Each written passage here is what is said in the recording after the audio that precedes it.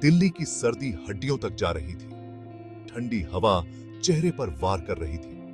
मयूरिका ने अपने कोट को और कस के लपेटा। वो सड़क पार कर रही थी। उसकी नजर गली के कोने पर एक छोटे से कैफे पर पड़ी। कैफे से निकलती गर्म रोशनी ने उसे अंदर बुलाया। अंदर का माहौल गर्म और इनवाइटिंग था। मंद रोशनी, हल्का संगीत और कॉफी की खुशबू ने उसे शांत कर दिया। उसने एक खाली टेबल पर जगह बनाई।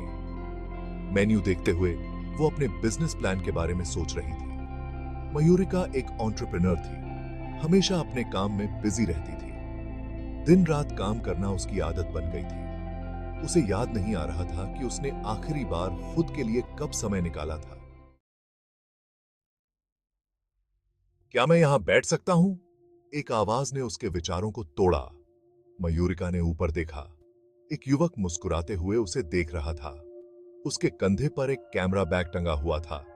जरूर, मयूरिका ने कहा। युवक ने खुद को आर्यन बताया। वो एक फोटोग्राफर था। दोनों ने कॉफी ऑर्डर की और बातचीत शुरू की। आर्यन ने बताया कि वो दिल्ली की खूबसूरती को अपने कैमरा में कैप्चर करने आया था। मयूरिका ने उसे अपने काम के बारे में बताया। आर्यन ध्यान से सुन रहा था। उसकी आंखों में एक अलग तरह की चमक थी। मयूरिका को उससे बात करके अच्छा लग रहा था। वो अलग था, उसकी सोच अलग थी।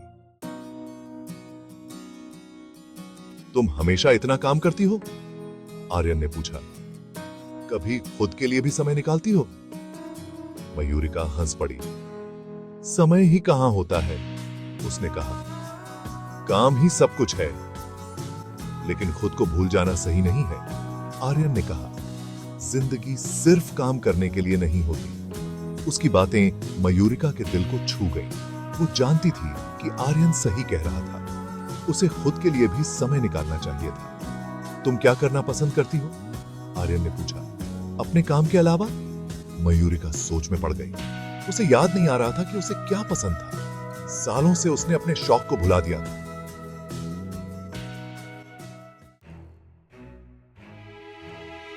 आर्यन ने उसे फोटोग्राफी की दुनिया से परिचित कराया। वो उसे दिल्ली की उन जगहों पर ले गया जहां उसने पहले कभी ध्यान नहीं दिया था। वो उसे सिखाता कि कैसे साधारण चीजों में भी खूबसूरती देखी जा सकती है। मयूरिका को आर्यन के साथ समय बिताना अच्छा लगता था। वो उसे हंसाता था, उसे नई चीजें सिखाता था। उसके साथ रहकर वो खुद को भूल जाती थी, अपने काम के बोझ को भूल जाती थी। उनकी मुलाकातें बढ़ती गईं। वे साथ में कॉफी पीते, घूमने जाते, फोटो खींचते।